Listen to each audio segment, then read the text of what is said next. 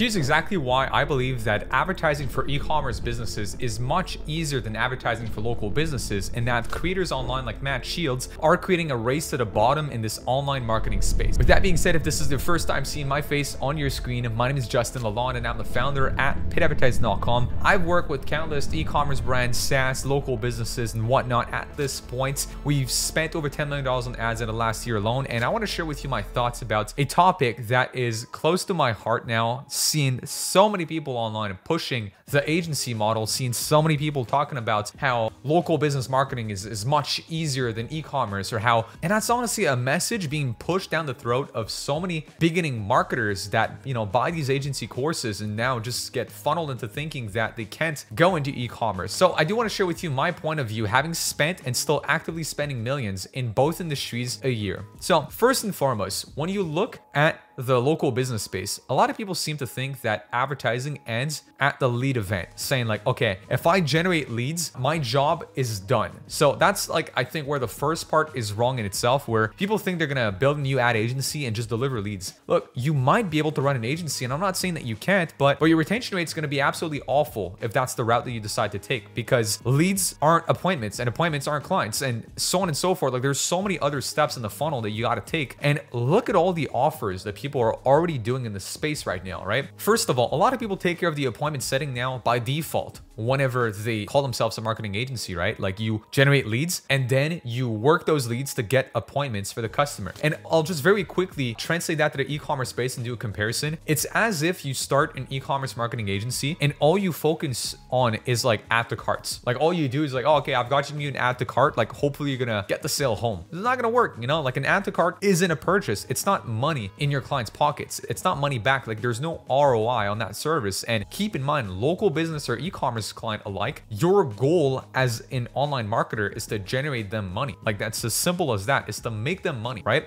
So going back to the local business space and taking that first fact as hopefully a truth that we can both agree on, whereas your job does not end at you generating a lead. A lead is one thing, but a lead is worthless if you can't work that lead into an appointment and into a sale. So now you decide to offer some form of appointment setting, either through AI or manually, where you have an internal sales agent calling and texting the leads and you get them booked into an appointment. What next? Well, now at that point, that appointment doesn't close itself and you leave a lot to the client to figure out. A lot of this can go wrong at the sales side because you don't have any control over it. But this is where a lot of agencies now are starting to offer some form of community aspect. They'll throw in an extra school community for free that all of their clients will get added into. They'll offer coaching. They'll show them how to close better. They'll give them like all the systems they have about sales, appointment setting. They'll have potentially daily or weekly calls with all of their clients together to make sure that they then close the sale. So now you know you're competing against this. You know, you're either going to be competing against people that do to some level take care of appointments, or at a higher level take care of sales also in some way, shape, or form, would it be through coaching or consulting or whatnot. But then going back to the marketing part in itself, right? The advertising part, creating ad concepts for a local business. Most of the audience of a local business is product aware, which means they're already familiar with the product in itself. Let's take health businesses, right? Dentists, chiropractors, physiotherapists. Let's, you know, we could even think about real estate agents. The product in which they're selling, or the service, if you want to call it, it's something that the audience is actively aware of. You don't have to teach them or educate them about what a real estate agent can do for them. You don't have to teach them about what can a chiropractor do in their life. You don't have to teach them about what a dentist can do in their life. They know about this stuff. It's all stuff that they've grown up with, they've heard countless times, and the audience is familiar with the service. So most of the audience is product aware. And now you look at your entire market awareness funnel in marketing, you have 5 market awareness levels, right? You go from unaware all the way to most aware. Well, most people are pretty much at the bottom of this funnel. They're in the middle of the funnel, if you want, or bottom of funnel, meaning they're very aware of the solution. So the more aware an audience is, the smaller it gets. Not only that, if you obviously are advertising for local business, by default, your audience is limited, right? You're limited by how far can somebody actually physically travel to the location to which you are selling that product or service. So you limit your audience size because you have to. Again, nobody's going to travel 50 miles to go to your clinic, as an example, to go see the dentist. And then you limit it further by having to only advertise to a product aware audience, which means you have a very small audience. which now moves me to step 2 in that whole kind of advertising concept process. When you think about running ads,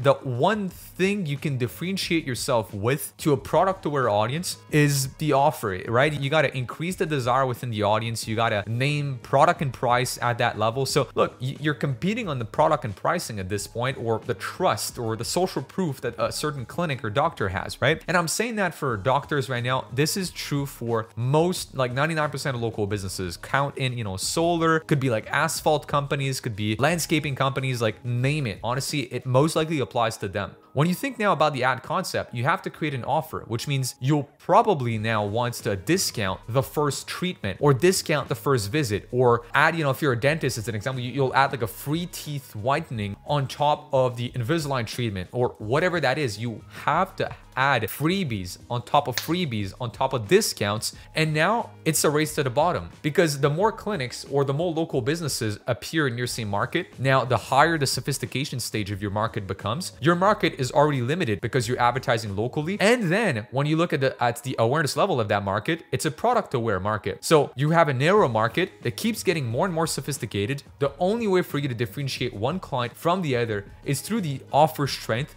or the pricing power in itself. And now, if you are still able to bring in leads at a decent cost, get appointments at a good cost, and work these appointments to close them into sales, well, now you've just created a junkie of a client. You have a client now that will only expect discounts and probably doesn't respect the full value of your services. I've heard that countless time with local clients. Now, speaking to them, they're like, well, Justin, like, I don't really want to have to offer like some form of discounted pricing or freebie to my new clients. Cause like, I noticed that when I work with other marketing agencies in the past and they've done that, those clients usually they don't really want to upsell to other services. And look, I've even seen that again with chiropractors. They're gonna welcome somebody for like let's say a $59 first treatment or consultation, and that person is now gonna start seeing all of the Facebook ads of every other chiropractor in the city or adjacent city, and they're gonna start collecting the first treatments like Pokemon cards. They're literally gonna go out there and be like, all right, cool, I'll take the first treatment from that chiro, the first treatment from this chiro, and then what do you know? There's 20 chiros in a 50-kilometer radius because sophistication again is getting higher. More and more businesses are opening up their doors in a specific city. And now they're just like, next thing you know, they have like 2 years worth of chiropractic adjustments at like $50 a treatment, and they're never gonna want to pay the full price. They've gotten used to those discounts. So that kind of concludes my part 1, which is talking about local businesses. Let's flip this coin back for a second and go towards e-commerce, and I'll get back to local businesses in a sec. But let's go to e-commerce, okay? When you work with an e-commerce business, the hard part is getting the customer. That's the hardest part there is. I'm talking from a marketer or agency perspective. Getting customers is hard because there's a lot of competition. The audience also, so not talking about like the e-commerce clients, right? Like the e-commerce brand owners, very sophisticated of an audience. They know about ads for the most part. They've probably tried ads before. They know starting a business that inevitably at some point they will have to run ads. That's the name of the game with e-commerce. Like you have to run ads someday, right? At some point, you're gonna have to turn on Facebook or Google ads or TikTok ads. And these guys all know that. So they're actively looking for agencies. They've worked with agencies before. Very sophisticated market, which makes it hard to acquire a customer. But once you get a customer, the upside is much better because number one, when you look in terms of awareness level, their total addressable market is like the United States as a whole. Now you have 300 million potential clients instead of an audience of, maybe 800K, maybe a million if you're lucky when you work with a local business. So much bigger audience. When you look at it then, you have prospects in every awareness level. So you have unaware prospects, you have problem aware prospects, you have solution aware, you have product aware. You can move people down the funnel without having to compete on offer and pricing. You can just have a superior marketing or superior agency in itself, which frankly, you just need a marketing team who is able to master the marketing fundamentals and just overall market positioning, right? If you got an agency who will master that, and you've already taken care of having a good product, you've already taken care of having a good brand positioning, you're good, right? You have a high converting website, great. All you need is to plug and play an agency that will be able to deliver fundamentally sound ads and run those for your business. That's it. And the upside is much bigger once again, because you can get a piece of the pie. It's easier to justify and easier to track some form of percentage deal with an e-commerce business, which therefore means that you have this longevity, you have this possibility to kind of keep going with the deal. But going back to local lead gen, again, it also is a race to the bottom by the agencies, because then what do you want to offer these guys, right? going back to it, the market is so small in terms of local businesses, like meaning not how many clients you can close, meaning how many potential customers can come and visit the doors of your local business client. That number much smaller than an e-commerce brand, right? So when once again, it makes your job as a marketer to make ads that resonate harder. Ads fail faster. Ads can't scale as much. Creative fatigue is much more real with a local business. And that is just the ads part. It's not talking about the back end. If you're listening to this and you are a systems person, and great, probably local business will make more sense if you're a systems person, because you can systemize everything outside of the marketing part, right? Meaning working the leads, meaning helping with the sales and whatnot. That can be systemized. But then yet again, how different can you really be than the guy next door with that part in itself, right? Just the setting and the closing and the working the leads. So going back to it now, you have a gazillion marketers being thrown at the local business space thinking it's going to be easier than e-com. It's not. Like I'm here to kind of wake you up and tell you it really isn't. From a marketing perspective, I am arguing that it is easier to market for an e-commerce business than it is to market for a local business. Now, when it comes to systemizing, it probably is easier to systemize an agency with local businesses. But then yet again, not only are you messing up their business by essentially just preventing them from having a sound customer coming through their doors that is not going to become a discount junkie, but you're also competing against every other agency out there offering the same thing as you are. And look, it just becomes a race to the bottom on both parts, both for your clients or you. So that said, that's why I believe that marketing in itself as a concept, creating an ad concept is quote unquote easier for an e-commerce business because they have a bigger total addressable market, because you have people in different awareness levels that you can kind of work down, and because the pressure is mostly at the marketing skills level. The pressure is put at how good of a marketer you really are. That's it. If you can solve that, you can work with an e-commerce brand. But then I can start with a whole different conversation here and say how I believe that most people in this space, they call themselves marketers. They're not. They just put a product, they slap a price or a fancy hook on top of it and have no idea of the backbone that they're building with this. Look, if you actually want to market properly, I highly recommend you check this book out. It's called Breakthrough Advertising. It will teach you most of the marketing fundamentals to build a fundamentally and a strong ad. And if you want to learn more about how I personally run ads, then check the link down below and join a free school community